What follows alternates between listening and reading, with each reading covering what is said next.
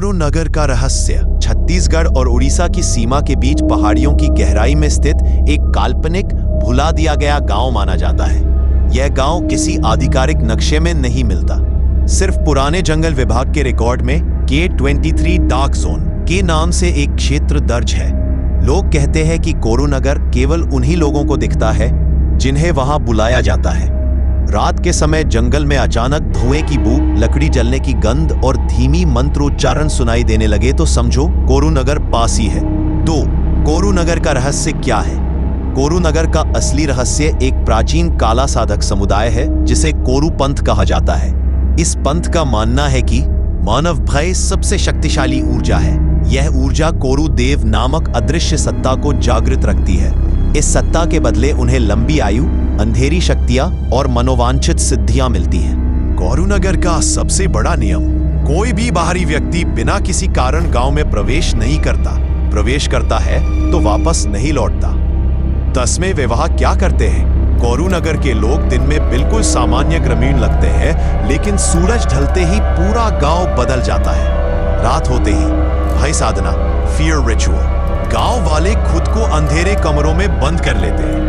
दीवारों पर प्राचीन चिन्ह उकेरे होते हैं। इन कमरों में वे डर, दर्द और आशंकाओं को जगाकर कोरू देव को ऊर्जा देते हैं। 10 जीते हर अमावस्या को गांव के बीच एक बड़ा काला कुंड जलता है। उसका धुआं सीधा आकाश में उठता है। कहते हैं इस धुएं में आत्मा छिपी होती है। पुरुष अनुष्ठान कोरू नगर में खासकर बाहरी पुरुषों का उपयोग किया जाता है, क्योंकि उनमें भय ऊर्जा ज्यादा मानी जाती है। शारीरिक क्षमता से साधना शक्ति अधिक उत्पन्न होती है। उनका भय और भ्रम कोरू देव को जल्दी भाता है। 4th, पुरुषों से क्या करवाया जाता है?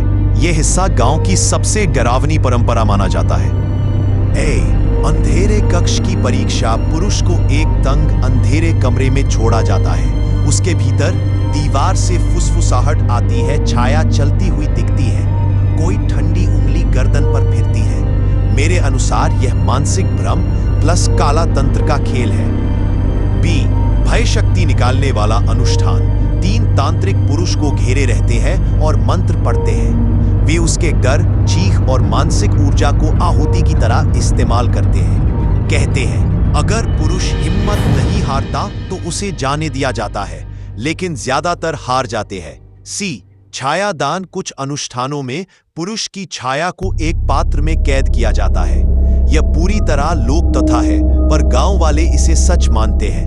5, चौलनगर की यह विद्या क्यों की जाती है? उनका विश्वास है कि कोरू देव ही गांव की रक्षा करता है। उसकी कृपा से वे बीमार नहीं पड़ते। जंगल के जानवर गांव के पास नहीं आते। गांव की स्त्रियां और बच्चे हमेशा सुरक्षित रहते हैं। साधकों को आयु वृद्धि मिलती है, परंतु बदले में उन्हें भय की ऊर्जा निरंतर चढ़ाना पड़ता है। यही कारण है कि वे बाहरी लोगों को गांव में बुलाते हैं, क्योंकि भय ऊर्जा तभी बनती है जब कोई पहली बार उस अंधेरे शक्तियों का सामना करे। 6, यह विद्या सीखने के लिए क्या करना पड़ता है? यह हिस्सा पूरी तरह रहस्यमय है और लोक कथाओं में ही मिलता है। कोरू नगर की विद्या सीखने के लिए 5 कठोर नियम बताए जाते हैं। 1, 7 रातों का अंध नियम। सीखने वाले को 7 रातों तक बिना रोशनी, बिना आवाज, बिना मानव संपर्क के रहना पड़ता है। 2, भय का त्याग। उसे सिद्ध करना होता है कि उसे अंधेरा, अकेलापन, आवाजें, परछाइयां से डर नहीं लगता।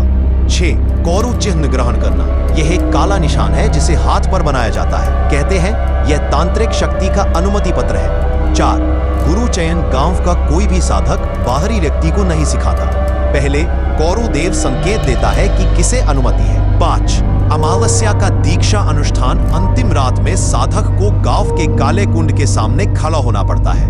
अगर वह बेहोश नहीं होता तभी उसे विद्या दी जाती है। 7, असली रहस्य क्या है?